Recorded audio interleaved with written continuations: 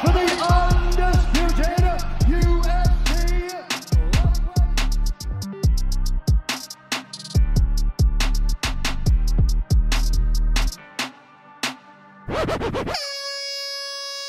Et salut tout le monde. J'espère que vous allez bien. J'espère que vous prenez soin de vous avec cette chaleur.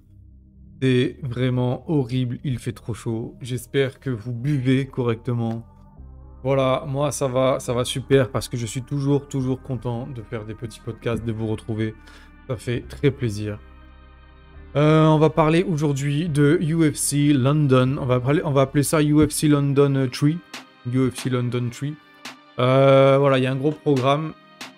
Mais je vais faire ça en léger, on va dire. On va appeler ces petits podcasts voilà, les en léger. Parce que on va pronostiquer, on va pas vraiment analyser, on va rentrer dans les combats, mais pas dans tous les détails. Voilà, on va faire ça tranquille. Petit podcast de 10 minutes, je pense. Voilà, c'est cool. Si c'est cool pour vous, pour moi, c'est parfait. Allez, on commence avec Curtis Blaydes contre Thomas Spinal. C'est parti. C'est un de ces rares combats où pratiquement tout peut arriver des deux côtés, sauf peut-être une soumission de Curtis Blaydes. Voilà, ça j'ai du mal à imaginer Curtis Blaydes soumettre Thomas Spinal, mais sinon tout peut arriver. Voilà, du parpaing au grappling, au truc chiant, au truc où ça part dans tous les sens. Voilà. Et moi j'ai quand même l'impression que Thomas Spinal en ce moment il est sur un nuage. Donc ça va être compliqué de le bouger. En plus, il est chez lui. Il a montré qu'il était très dur, très fort chez lui, très bon sur ses appuis. Donc voilà, je pense que ça va être un combat infernal pour Curtis Blaydes. En termes de poids lourd, avec ceinture noire de jiu-jitsu brésilien, c'est certainement le mec le plus légitime du top 30 UFC. Il a une boxe très lourde, mais très rapide. Il a un centre gravitationnel qui est bien au-dessus de la moyenne. Pour l'instant, il a montré une intelligence de combat qui est très pertinente sur le peu de temps qu'on en a vu en tout cas. C'est quelqu'un qui prend très peu de mauvaises décisions, voire pas du tout. Toujours les bonnes décisions, fait toujours les bons choix. Et par exemple, pour lui, une amenée au sol, ça se concrétise généralement par un ground and pound solide ou une soumission, ou une tentative de soumission. Voilà. En tout cas, il y a du travail à chaque fois. Voilà. C'est une économie d'énergie qui est très conséquente. Ça passe par un game plan qui est généralement appliqué en adéquation avec le style de l'adversaire à la perfection. Et donc, c'est un mec qui se retrouve jamais cramé. Donc, pour l'instant, on ne l'a pas vu sur le long terme. Mais sur ce qu'on en a vu sur un ou deux rounds, quand il entreprend quelque chose, il va au bout. C'est très compliqué de le faire dévier de son objectif. On va voir avec quelqu'un comme Curtis Blaydes qui peut travailler sur le long terme, qui aime bien être grindé, qui n'a pas de problème avec ça, surtout en lutte, on va voir ce que ça va donner. Du côté de Curtis Blaydes, on a quelqu'un qui a battu à peu près les mêmes profils que l'anglais, c'est-à-dire que tout ce qui se rapproche du top 5 sans jamais avoir pu, on va dire, devenir champion, il les a battus. Donc un petit peu le même profil que Thomas Spinal. Et en plus de ça, il y a eu Alexander Volkov des deux côtés. Ils les ont battus tous les deux. Pas de la même manière, mais ils l'ont battu tous les deux. Donc la seule différence, c'est qu'il y en a un des deux qui a eu sa chance plusieurs fois, soit au titre, soit contre des mecs qui ont eu le title shot. Et à chaque fois, il les a perdus en fait. Et donc c'est Curtis Blaydes. Donc c'est le gatekeeper, on va dire, des gatekeepers. Si j'ose dire, c'est le gatekeeper des title shots. Ça signifie clairement que si Aspinall le bat, il pourra s'asseoir et il pourra attendre son tour, soit pour défier John Jones contre Miocic, soit attendre et défier le vainqueur de Tai Tuivasa contre Cyril Gane. Il aura je pense, ces deux opportunités-là en cas de victoire. En tout cas, il aura ces deux options, clairement, c'est évident. Un title shot contre Francis Ngannou, si celui-ci revient dans le timing. Peut-être pas, c'est vrai, parce qu'il y aura soit Miocic, soit Jones, soit Tuivasa, soit Gane. Faudra mixer tout ça. Il y aura une demi-finale, quoi qu'il en soit, si Ngannou revient. Si Ngannou revient pas, il peut taper à la porte de Jones Miocic. Ça, franchement, c'est tout à fait possible. Donc, pour mon pronostic, moi, je considère que Thomas Spinal, il est aujourd'hui une version un petit peu plus complète plus complète de ce que n'a jamais été Curtis Blade en fait. Donc que ce soit dans la cage, que ce soit dans la tête, on a vu que Blade des fois il prenait pas les bonnes décisions, il faisait pas les bons choix dans des moments où en plus il n'y avait pas forcément de choix à faire, c'est-à-dire que il y a ce combat contre Derrick Lewis où il est dominant, où il a juste à attendre et puis c'est lui qui se jette, c'est lui qui se prend un ping. Voilà, on voit qu'il fait pas les bons choix quand il y a du stress, mais aussi quand il y en a pas. Donc là-dessus, c'est pas l'assurance tout risque. Donc pour moi, Tom Aspinall, c'est une version un peu plus complète, voilà, que ce que n'a jamais été Curtis Blade. Je pense qu'il battrait Aspinall, je pense qu'il battrait Derrick Lewis aujourd'hui. Je pense qu'il a même le style pour ennuyer Francis Ngannou, qui pourrait pas trop aller au sol avec lui, qui pourrait lutter avec lui mais debout, pas au sol, ça m'étonnerait. La question qui se poserait contre Ngannou, c'est qui a le meilleur striking. Et là encore, franchement, il y aurait un gros débat, parce que bon, Francis Ngannou, il a ce truc de vous éteindre en vous frôlant. Mais je veux dire, sans remettre en cause les qualités de Francis Ngannou, simplement, je dis que Tom Aspinall serait compétitif. C'est ça que je dis. Voilà, moi j'y crois en tout cas. Je dis pas forcément qu'il le mettrait KO, je dis pas qu'il gagnerait à 100%. Je dis qu'il en ferait un sacré... ça ferait un putain de bon combat pour le titre. Voilà, pour une défense de titre. Autant contre Jones, je trouve que ça serait plus compliqué. Voilà. De par les styles. Les styles sont pas les mêmes et je pense que ça serait plus compliqué pour Aspinall d'aller défier Jones aujourd'hui que de défier Francis Ngannou. Voilà. Je précise. Je pense que c'est mieux que je précise ma pensée. Donc pour moi, c'est une victoire de Tom Aspinall par soumission au 3e round. Voilà. N'oubliez pas de laisser vos pronos en commentaire. Ça serait cool de comparer. Ensuite, on passe à Alexander Gustafsson qui affronte Nikita Krylov. Le Suédois, il est sur 3 défaites. Et l'Ukrainien, il est sur 2 défaites. Pourtant, il combat avant Paul Craig et Volkan Ozdemir. Et ça, je comprends pas trop. C'est un peu incompréhensible. Il y a 2-3 trucs que je comprends pas sur l'ordre des combats sur la carte. Bon, bref, c'est pas très grave. En tout cas, du côté de Gustafsson, ça sent quand même la dernière chance de rester compétitif. Mais surtout de rester à l'UFC. Voilà, ça c'est évident. Je pense que 4 défaites d'affilée, ça commencerait à être compliqué pour lui. En plus d'un mauvais résultat, il y a le renouvellement des combattants et le renouvellement des combattants issus des pays nordiques qui pourraient lui coûter sa place. Donc il y a beaucoup de choses. Ça pousse en fait. Le All-Star Gym de Stockholm fait du bon boulot. Et donc il y a du monde qui arrive. Et une 4e défaite, ça... je crois que ça passerait pas. Donc moi j'ai l'impression, et ça fait longtemps, que Gustafsson il s'est perdu en fait. Il est dans son style, dans ses changements de catégorie, dans ses choix, que ce soit du court terme ou du long terme. Ça dégage pas une très grande assurance. Et la dernière fois que j'ai vu ça m'a fait penser à Volkov avant sa victoire contre Rozenstruik. Par exemple, dans le MDED, quand il a combattu Gane et quand il a combattu Aspinall, sa tête et son état d'esprit n'allaient pas avec le discours. Mais alors pas du tout. Il était plutôt dans un style... Ouais, je me renouvelle, je me sens bien, j'ai jamais fait un camp aussi parfait et tout. Et puis, je sais pas, il y a le langage corporel qui n'était pas du tout en adéquation avec le discours. Il y a la posture, les épaules voûtées, la fatigue, on voyait les cernes et tout. Enfin, le Volkov n'allait pas avec le discours, quoi. Voilà. Et je trouve qu'il lui ressemble un peu en ce moment. Il a ce côté-là, Gustafsson. Il est un petit peu dans ce délire-là. Je sais pas ce que vous en pensez. Peut-être que la comparaison n'a pas lieu d'être. Hein. C'est moi, hein, c'est un ressenti. Voilà. Par contre, concernant Krylov, c'est pas beaucoup mieux. Il y a 2 défaites compliquées. Surtout que la dernière, c'est dur à avaler parce que il n'est pas passé très loin de sonner Paul Craig et de le finaliser. Puis il se fait surprendre. Je crois que c'est en triangle de mémoire.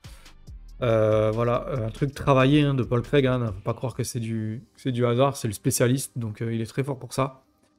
Voilà, donc le truc avec Krylov, c'est qu'il perd généralement parce qu'il prend des risques, et c'est valable aussi pour les fois où il gagne, bien sûr. Donc c'est quelqu'un de très généreux, et donc je pense que pour ces raisons, même en cas de défaite, donc même s'il serait sur 3 défaites, je pense pas qu'il le cutterait immédiatement. De plus, sans vouloir faire de la démago, enfin de la politique, cutter un Ukrainien en ce moment, je pense que le timing serait plutôt mauvais. Donc même s'ils avaient envie de le faire, je crois qu'ils pourraient attendre un dernier combat pour lui, ça serait pas un problème. Concernant l'aspect sportif, on va se tourner un peu vers les stats. Ils ont quasiment le même nombre de frappes signifiantes par minute. Donc on dépasse les 4 frappes, 4 frappes signifiantes par minute. Ça, c'est la petite stat qui en dit long sur le nombre de parpaings qui vont s'échanger. Pour revenir sur le parallèle avec Volkov et Gustafsson, moi, ça m'a un petit peu orienté dans mon prono. C'est-à-dire que peut-être que ça vous parle pas, hein, je suis désolé, c'est vraiment personnel, c'est vraiment ce que je ressens. J'ai l'impression, moi, d'y voir très clair la même usure physique, la même usure mentale et le même manque de directives de carrière. Le même problème à trouver sa place dans des plans de carrière quand le niveau devient trop élevé. Voilà, donc aujourd'hui, on a un Volkov qui a rebondi à contre-courant contre Rosenstruik et je serais pas surpris justement d'y voir le même à l'orgueil, de voir le Suédois faire la même à Krylov. Donc Krylov qui aura du boulot un samedi soir. Parce que je pense qu'il le sait, Gustafsson, que c'est la dernière. Donc pour mon pronostic, je vais dire Gustafsson à contre-courant de mon idée initiale. Hein. Initialement, c'est vrai que j'étais parti sur un Krylov. Mais voilà, je vais rester sur un Gustafsson, TKO, deuxième round. Quelque chose de très convaincant. Pareil, laissez-moi vos commentaires, vos pronostics en commentaire et vos commentaires sur ce que vous pensez de mon amené, de ce pourquoi je crois en Gustafsson pour ce combat. Enfin, je crois en lui, un grand mot. Voilà, on va passer à Paddy Pimblett contre Jordan Leavitt. Un mot, juste, j'ai pronostiqué une victoire à la décision de Leavitt si Paddy ne le mettait pas KO dans le premier round. Allez voir ça, c'est dans le grand format. Voilà, on passe maintenant au prochain combat. Molly McCain contre Anna Goldie. Donc je vais pas tergiverser. Je vais faire un peu rapide. Hein. D'habitude, je suis pas à fond sur les combats féminins. J'avoue qu'il y a un manque de technicité des fois qui me rebute, mais bon voilà, ça me passionne pas trop. Parfois il y a un manque de challenge ou d'enjeu. Là, à défaut d'avoir un enjeu de fou, statistiquement, on a 2 filles qui vont taper jusqu'à ce que la cloche sonne, systématiquement. Voilà, on est sur du plus 6 en frappe signifiante à la minute. C'est assez rare et c'est assez exceptionnel pour des filles. Et on est à plus 4 frappes encaissées aussi pour les deux. Donc voilà, on est à 6 frappes signifiantes envoyées par minute. Et 4 frappes encaissées à la minute aussi. Donc ça va vraiment parpiner de ouf. Du verbe parpiner. Voilà, donc ça va se rentrer dedans. On ajoute à ça que Molly McCain, l'anglaise, elle envoie 3 fois plus de takedown. Mais elle en réussit pas plus que son adversaire. Donc elle va chercher des amenés au sol. Ou elle va chercher du contrôle. Elle va pas forcément réussir. Ça peut être très intéressant de ce côté-là.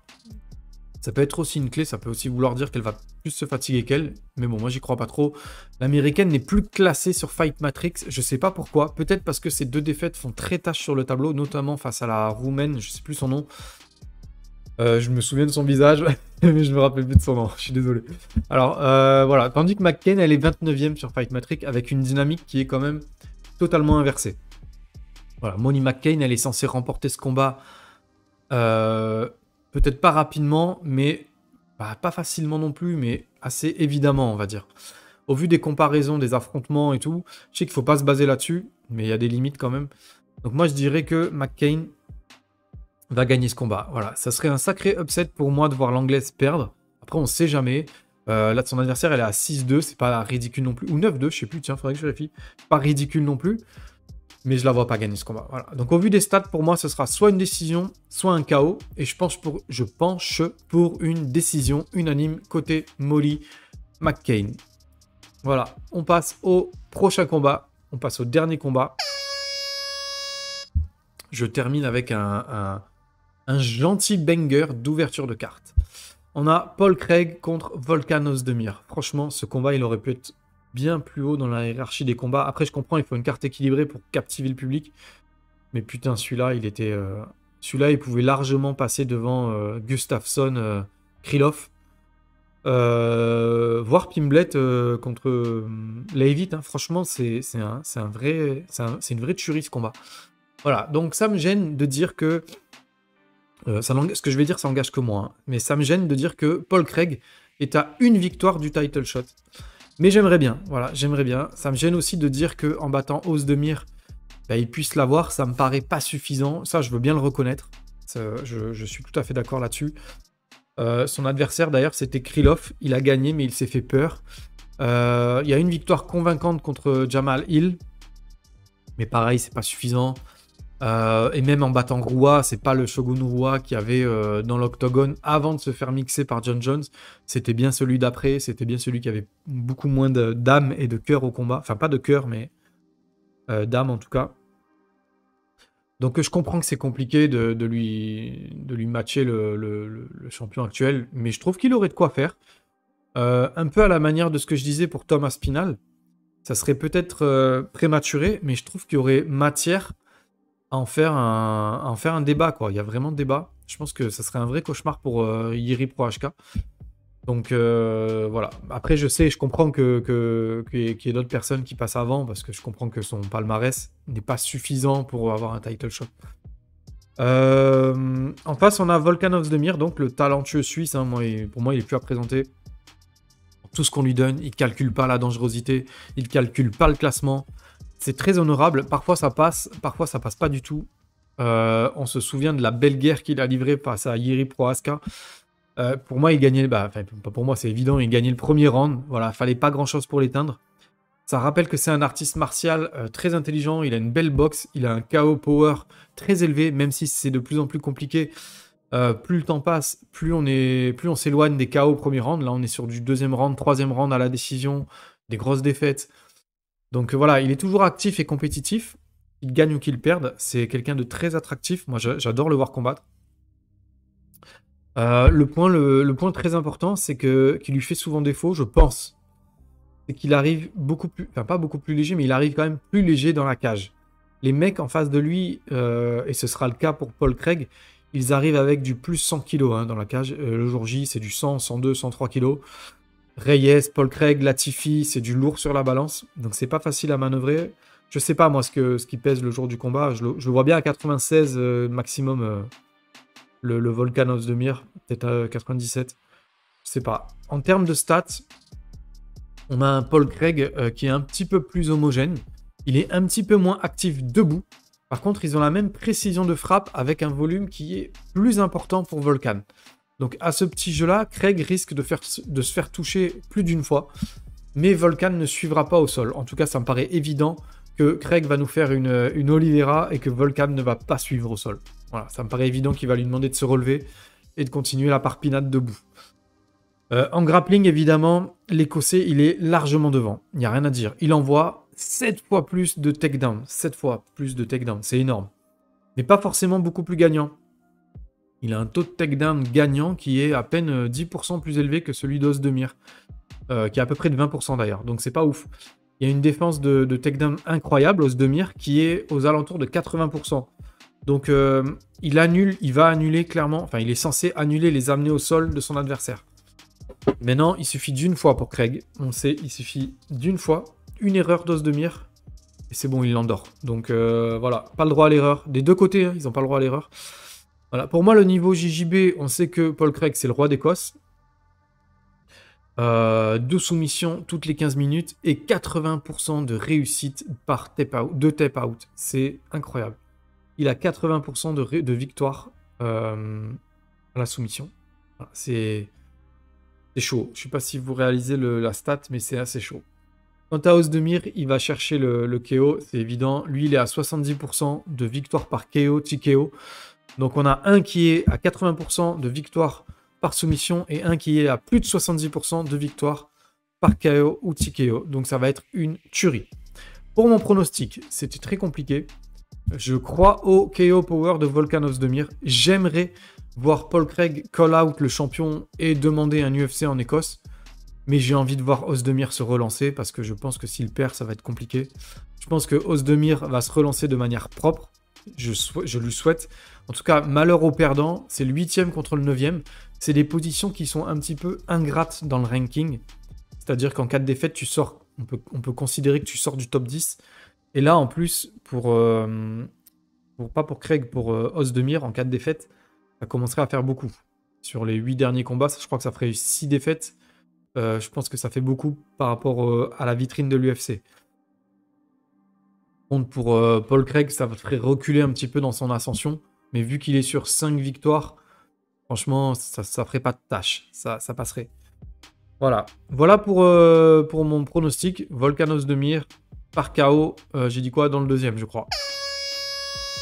J'en ai terminé avec la main carte. Et je vais vraiment... Mais alors là, c'est même pas en léger, c'est en saupoudrage. Je vais parler des prélims. Donc on a Mason Jones contre Ludo Klein. Donc ça va taper fort.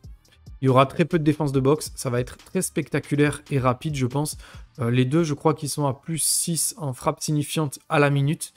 Et à plus 4 en frappe signifiante absorbée. Donc les mecs, clairement, c'est des sacs de frappe. Ne ratez pas ce combat. Ensuite, on a Diakizé qui revient des enfers parce qu'il a gagné contre Borcheyev. C'était un petit peu la rédemption. Bon, il avait gagné juste avant, mais il était aussi sur 2 défaites avant ça. Donc c'était un peu compliqué. Moi, je le voyais pas du tout gagner contre Vladislav Borcheyev. C'est un combattant que j'aime beaucoup. C'est un combattant sur qui je misais beaucoup, justement, dans cette catégorie. En lightweight, je crois. Et malheureusement, il s'est fait stopper sur son terrain. Donc ça m'a refroidi un petit peu. Donc je voyais pas du tout, moi, je voyais pas du tout Diakizé ni gagner, ni de cette façon. Et bim, il m'a fait fermer ma gueule. Donc c'est cool, hein, c'est un beau retour aux affaires pour lui avec la manière. Donc c'est très cool contre Hadzovic, que j'ai hâte de voir recombattre également. Il est un petit peu on va dire, il alterne le bon et le moins bon. Ensuite, on a Nathaniel Wood contre Charles Rosa. Un gros combat en featherweight. Franchement, c'est un cadeau. C'est super. C'est un vrai cadeau sur cette carte prélim. Ça pourrait être une main carte de Fight Night. Pas un main event hein, de Fight Night, mais ça aurait sa place sur un beau Fight Night en main card. Vraiment. Donc là, c'est en prélim de Londres. Hein, mais en même temps, la carte est tellement énorme. Donc ça sent du MMA sous toutes ses formes. Ça va aller debout, ça va aller au sol, ça va grappler. Franchement, c'est un combat à pas rater. Ça va être très complet, ça va être du MMA complet. Avec de la qualité sur tous les aspects. Donc ne ratez pas Nathaniel Wood contre Charles Rosa. Voilà, en plus, Charles Rosa un petit peu revanchard, je pense. Ça va envoyer. Voilà, vite fait, il y a Amir Kwani qui revient, le Finlandais, qui revient confirmer son regain de forme. Moi, je l'attends au virage. J'ai hâte de le revoir combattre ce week-end. Ensuite, surtout, il y a le prodige Muhammad Mokaev qui fera face à Charles Johnson. Donc, celui-ci, il est sur 4 victoires à la suite, 5 KO et 3 soumissions. Donc, contre l'invaincu Muhammad Mokaev, ça va être très intéressant. Ne ratez pas ce combat non plus. Après, il y a 2 ou 3 combats avant ça. Que j'ai pas du tout zappé. Il y a Niklas Dalby, je crois, je sais plus comment il s'appelle. Ouais, c'est pas des combats que j'attendais. Voilà, pour moi, c'est parfait. Tel quel, c'est parfait. Il n'y a pas besoin d'en rajouter. Voilà, pour ce podcast, présentation en léger UFC London, j'ai terminé. Abonnez-vous, envoyez-moi des 5 étoiles, envoyez-moi des pouces en l'air, envoyez-moi de l'amour. Je suis très friand. Je vous dis à très bientôt. Prenez soin de vous et passez un bon event, un bon week-end. Faites attention à la chaleur. Quant à moi, comme d'habitude, je vous fais des gros...